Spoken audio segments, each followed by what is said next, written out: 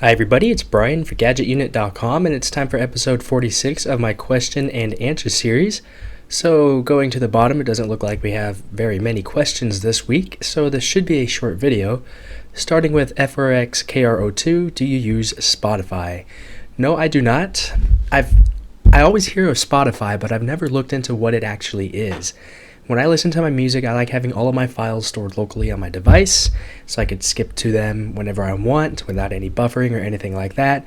I don't know if Spotify downloads DRM files to your device and plays them, or if it streams it from the internet, but that's just how I listen to music, so no, I do not use Spotify. From Sergio Gutierrez, Parallels versus VMware versus Boot Camp. On macOS 10 Mountain Lion, I want to go to Windows 8. I would say that it depends ultimately on what you want to do inside of Windows. If you plan on gaming, then going with Boot Camp is the best way to go. And then after that, you could also use Parallels or VMware to boot your actual Boot Camp partition that you've made from the Boot Camp Assistant. So that way you could use both ways. If you just need to go into Windows for quick things, you could use Parallels. If you need to do gaming or actual resource-intensive tasks, then you could go into it natively through Boot Camp. In terms of VMware versus Parallels, I do recommend Parallels because it tends to offer better performance and compatibility, better gaming performance as well. So that's why I would go with Parallels. From Jack Doble 2, would you recommend the HTC One to anyone, or will you wait until you can get your hands on one?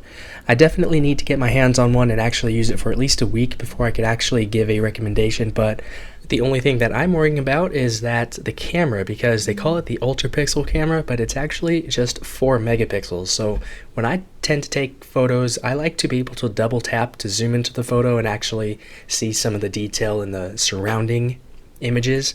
So I think 4 megapixels wouldn't be for me. But if all you do is share your photos on the internet, if you don't care about zooming in or anything, then the 4 megapixel ultra pixel camera should be fine. But everything else about the HTC One seems pretty compelling. I think that the biggest thing that it has over something like the Galaxy S4 is better hardware. So, I mean, the hardware on the HTC One is obviously of better quality. It's not plastic like the Galaxy S4, but I personally prefer the design of the Galaxy S4 a little bit better. From Siddharth there, CyanogenMod or AOKP. I've only had experience with CyanogenMod because it seems the most complete and sort of most popular stock style Android ROM available. I don't really know the differences between the two because I've never really looked up AOKP. I've only sort of heard it every now and then. But to answer your question, I would pick CyanogenMod. From Mr. Techno Guy, what do you think about the Lenovo IdeaPad Y500, quad-core i7, 16 gigs of RAM, a 1TB 5400 RPM hard drive, 16 gig SSD for caching, I assume, a 15.6-inch 1920 by 1080 display, dual NVIDIA GT650Ms in SLI, I'm assuming, USB 3.0, 720p webcam. From what I see, this is a pretty good laptop. And from the specs that you've given me, it is a pretty good laptop. It's plenty fast, plenty of memory to last you quite a while. So if that happens to be a laptop that you're taking a look at, then you'll be perfectly happy with it. From Alfie Days, how to make Android faster on a low memory phone.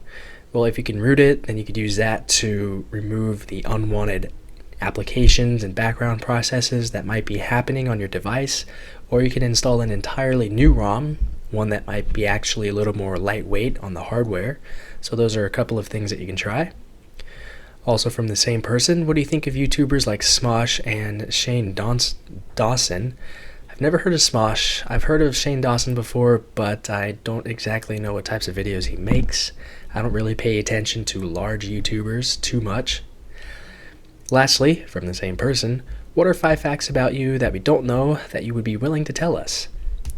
I don't know what to tell you guys that isn't already available on the internet. I'm very open on Twitter, so I post pretty much everything there. I don't know. I don't really hide things too much, so I don't really know what to tell you guys. But that is it with episode 46 of the Q&A video. Tune in next week for episode 47, of course, and if you have any questions that you'd like me to try to answer, leave those down below in the comments area. But that's it with this video, so thanks a lot for watching, and I'll talk to you all very soon.